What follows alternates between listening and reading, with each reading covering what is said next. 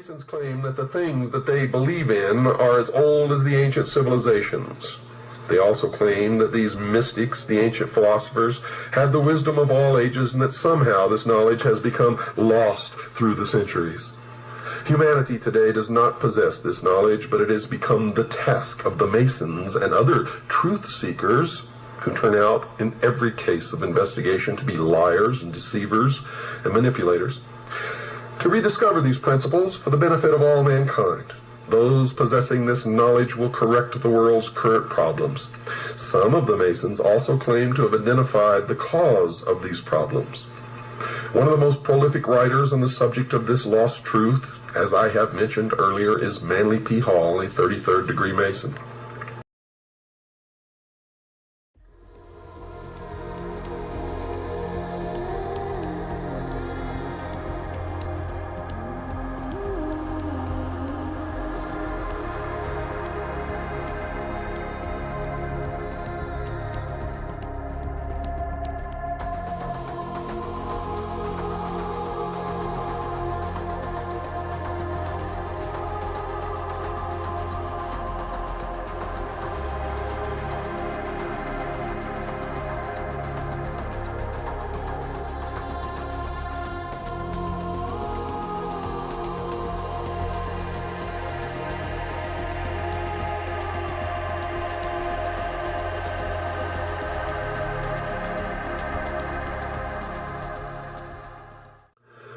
For those unfamiliar with the Masonic degrees, all Masons in America start through what is called the Blue Lodge, consisting of only 3 degrees.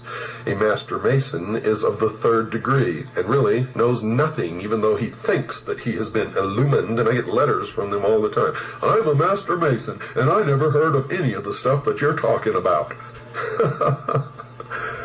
Oh, boy. It amazes me, folks. It just absolutely amazes me that people are so stupid. Drives me wild. The initiate into the Blue Lodge goes through 3 separate and different initiation ceremonies, one for each degree. After completing these ceremonies, he may stay where he is or choose to affiliate himself with either the York Rite, which has 13 degrees, or the Scottish Rite, which has 32, and then the meritorious 33rd. The latter is divided into 2 separate jurisdictions, the Southern and the Northern. And these are based primarily on state borders, and whether one joins one or the other depends on where the initiate lives. The 2 Scottish rites have an additional 29 degrees, making for a total of 32. There is one more degree called the 33rd degree, which is honorary, and only a few are invited into that degree, and to even be considered, they must perform some major work toward the completion of the great work, which is the plan to bring about the utopia on earth, the socialist dream. Mr. Hall has written a book entitled Lectures on Ancient Philosophy, in which he talks a great deal about the Masonic fraternity. And this is his comment about the coming changes. Quote, "A new day is dawning for Freemasonry. From the insufficiency of theology and the hopelessness of materialism, men are turning to seek the God of philosophy." Unquote. Notice that Mr. Hall has said that current theology, obviously current religion, has proven insufficient. Also, he feels that materialism, meaning the right to private property, is also a failure. But more importantly, he points out that this new God of the Freemasons is somehow different from the God of the Jews and Christians, as will be illustrated later. Some of the Masons believe that the God of the Bible is a God of evil.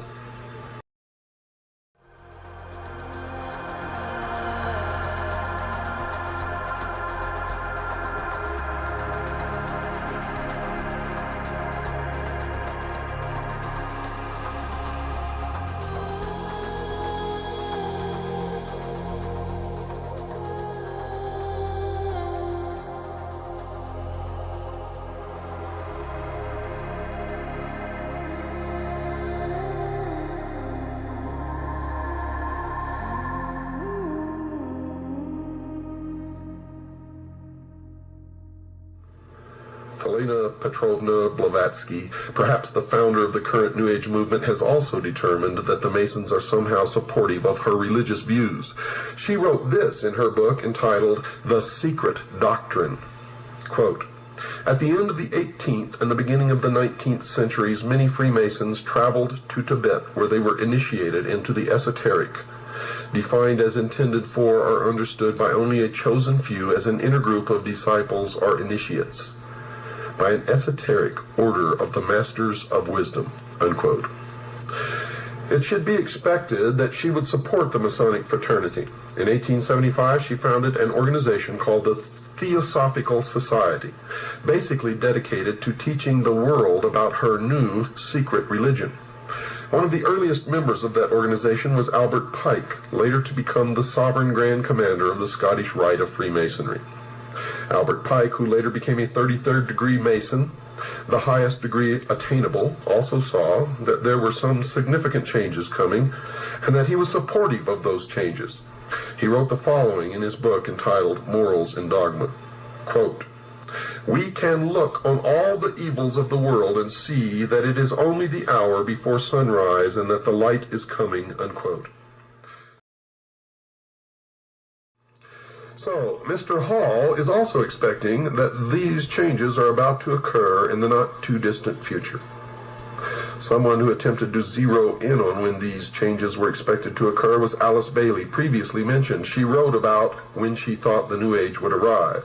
Quote, "Eventually, there will appear the Church Universal, and its definite outlines will appear towards the close of this century," unquote. And you have already seen the emergence of the Universalist Church.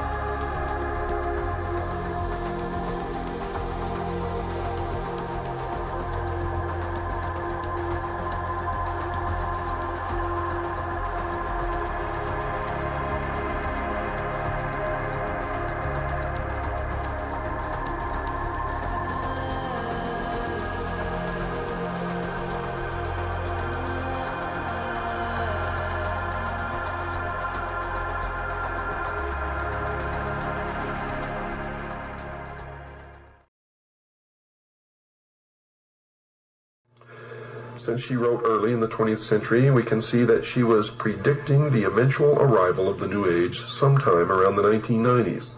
This estimate of that date is not too far wrong, as will be demonstrated later in this series of programs. Whatever is coming in the future, some New Agers have told us that they expect that it will last for a long time. One such writer is Ruth Montgomery, who wrote that she saw that the new religion would rule the earth for 1,000 years. She wrote the following in her book entitled Herold for the New Age. Quote, "The New Age, the millennium, a millennium is a period of 1,000 years, will see an end to that strife, at least for 1,000 years," unquote. Now, just what the New Age religion that will last for at least 1,000 years on earth, what is it? One who attempted to answer that question was Constance Cumbey in her book entitled The Hidden Dangers of the Rainbow. She wrote that these were the basic tenets of the new religion. Listen closely. "The plan for the future includes the installation of a New World Messiah, the implementation of a New World government and New World religion under Maitreya, an individual who will be examined later in this series of programs. 2. A universal credit card system will be implemented as a cashless society. 3. A World Food Authority will control all of the world's food supply.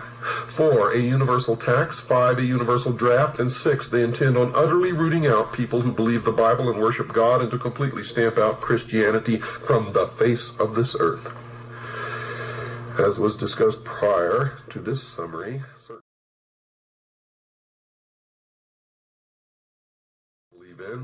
many believe in it.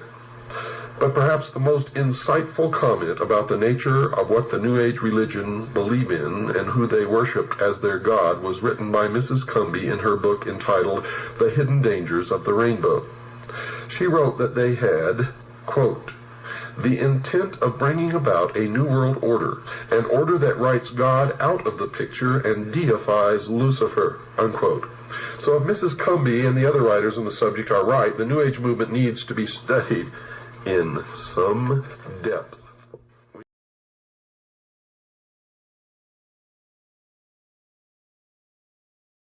And the other writers on the subject are right, the New Age movement needs to be studied in some depth. We know that the goal of Freemasonry, at least that which is stated, is to bring about the new man, the illumined man, and the number of the man is 666.